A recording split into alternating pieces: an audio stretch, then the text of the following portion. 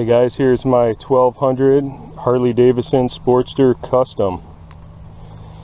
Been riding it around for a few years now, and to tell you the truth, it's probably one of my favorite Harleys I've ever owned. I've owned shovel heads, big twins, dual cams. This is really my first Sportster. And it is kind of sporty. It's light, you know, compared to my electric glide. This thing is super light, but it's not so light that you're getting blown around. It definitely has some weight to it. I think it's probably around 500 pounds versus the big twins. So, you know, a lot of them like go up to 900 pounds.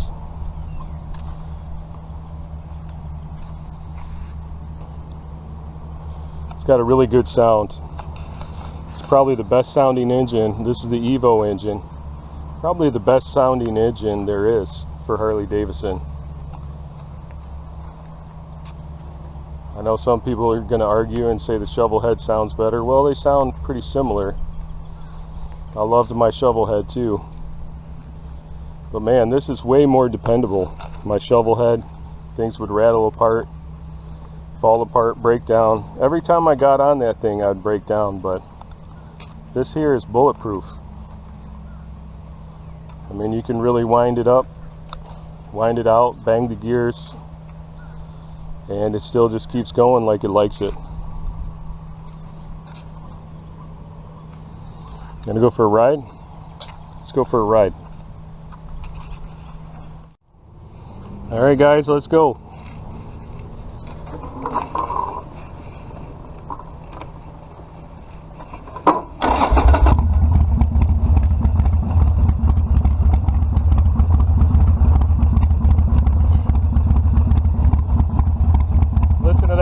How's that?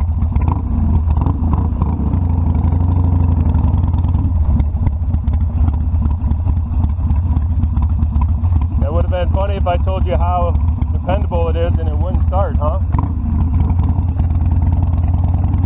That's not gonna happen.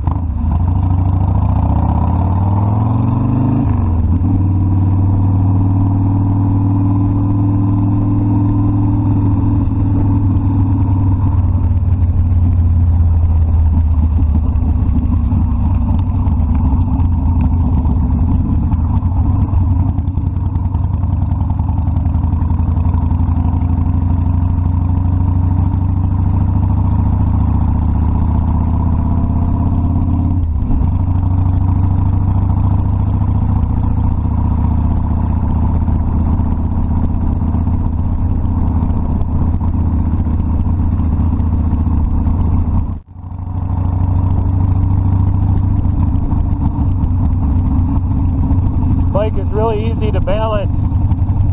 As you can see, no hands needed.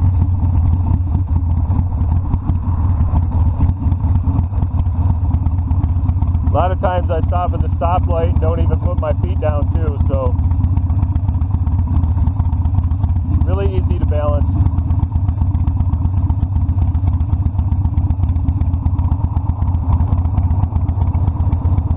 Especially with the forward controls. I feel like you can actually steer the bike just pushing on it one way or the other.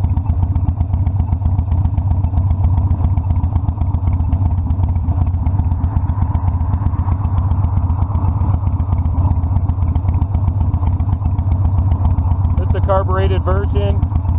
It's 2005. I'm pretty sure that's the last year of the carbureted for these. It's a rubber mounted engine.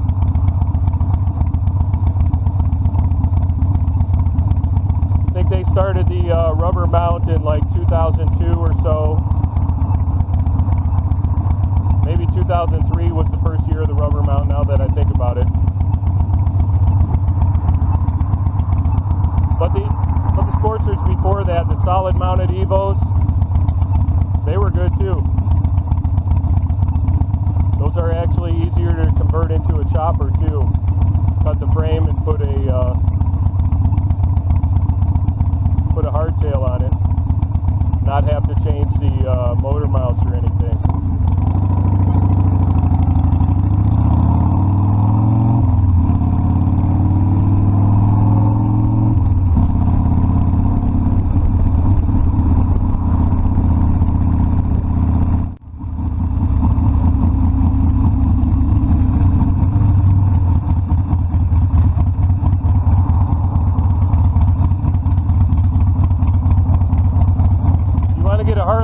probably your best bang for the buck.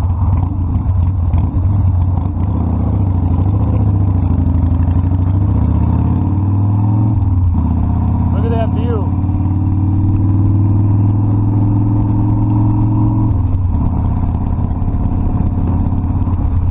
This is the life, man.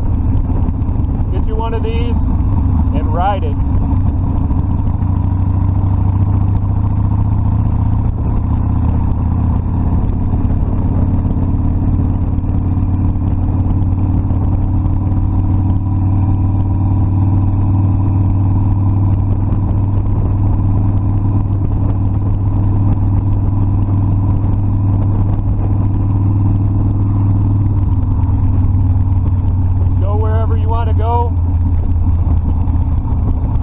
About it too much. If it gets dirty, it gets rusty, this adds character.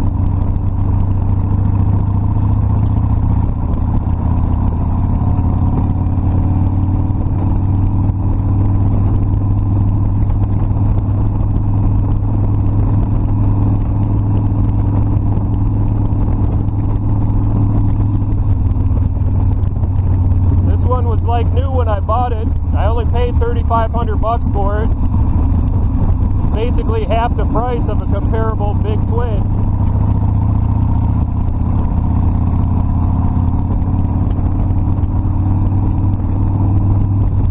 And I would argue half the price, twice the fun.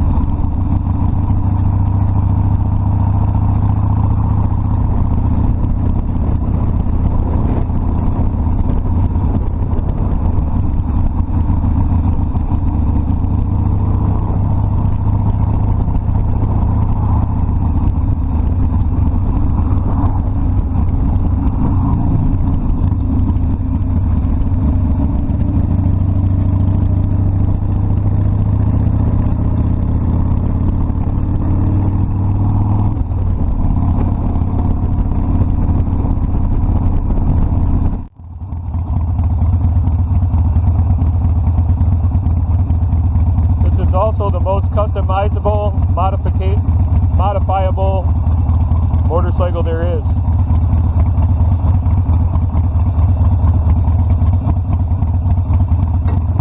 There's thousands of suppliers. You can buy anything you want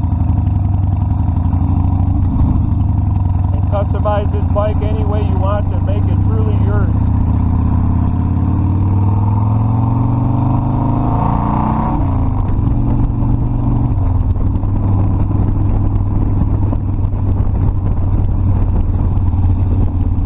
Just ride it as is. It's not that bad.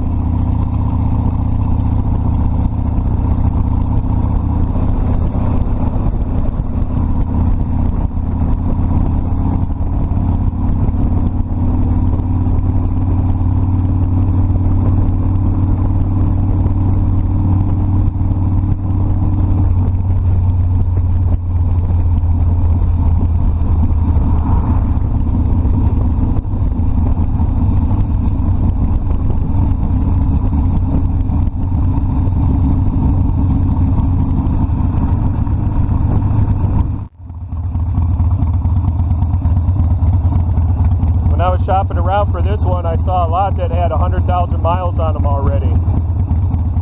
They were still going, they were running, driving, dependable. These motors, just something about the design, they just go and go and go.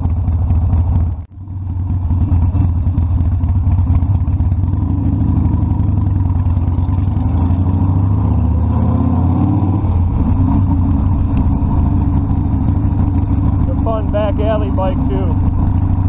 Hear that exhaust bouncing off this concrete.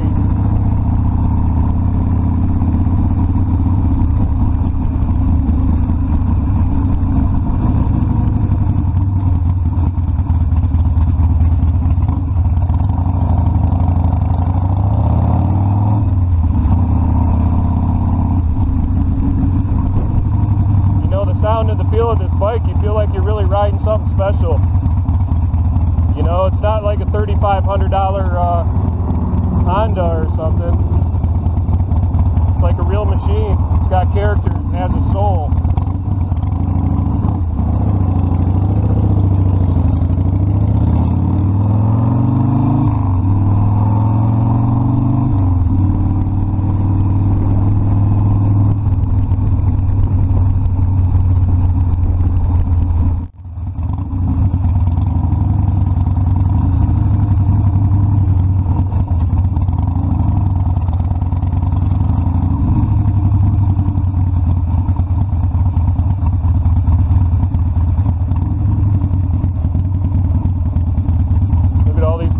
$20 each to park here.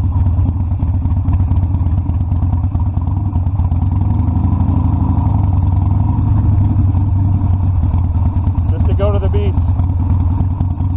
I'm so blessed I can go here every single day. I don't have to wait for a 3-day weekend or save up my whole life to come here for 1 week a year.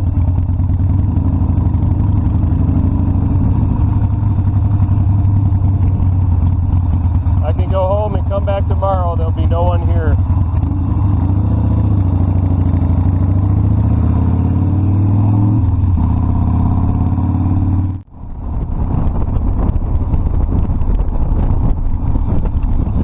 This is the International Speedway Bridge. It goes over the Intercoastal Waterway in Daytona Beach.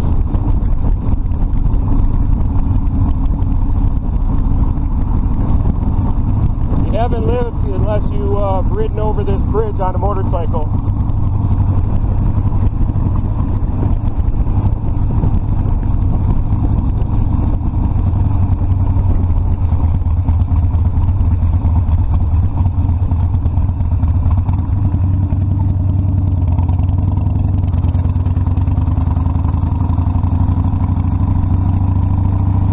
So you can take off in almost any gear, it'll do it.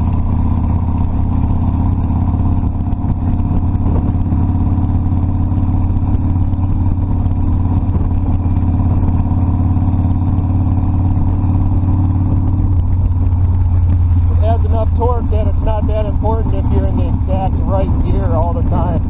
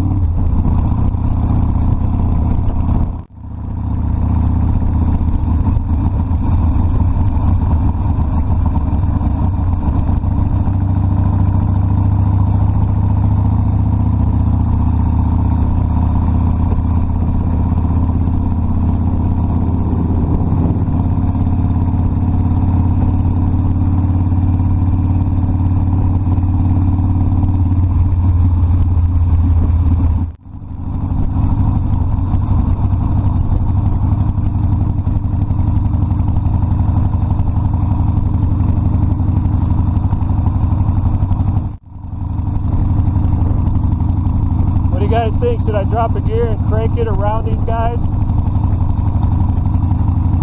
in a no passing zone where the speed limit's 25 miles an hour? I know a lot of you guys would do that, but I'm not that guy.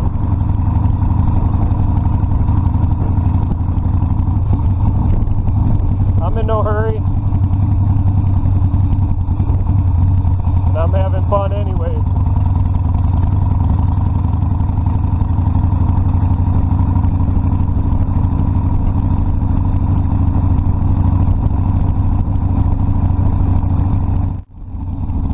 Thank God you're alive. Thank God for this experience.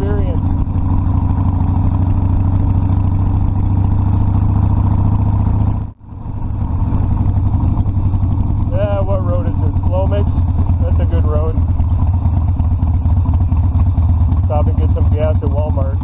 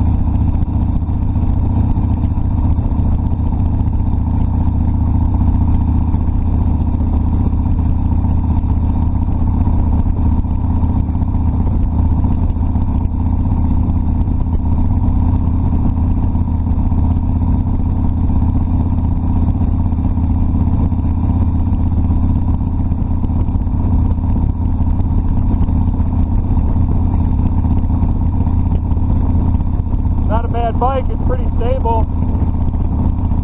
Some people talk about these things being all unstable at speeds and they're going to die.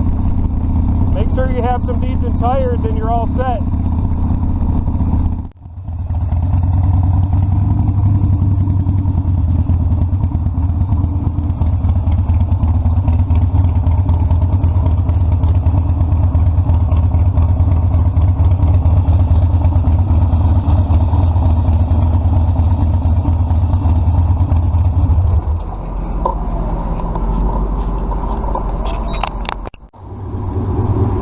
So I'm going to figure out my mileage here. When 104.6 miles divided by 2.879 gallons.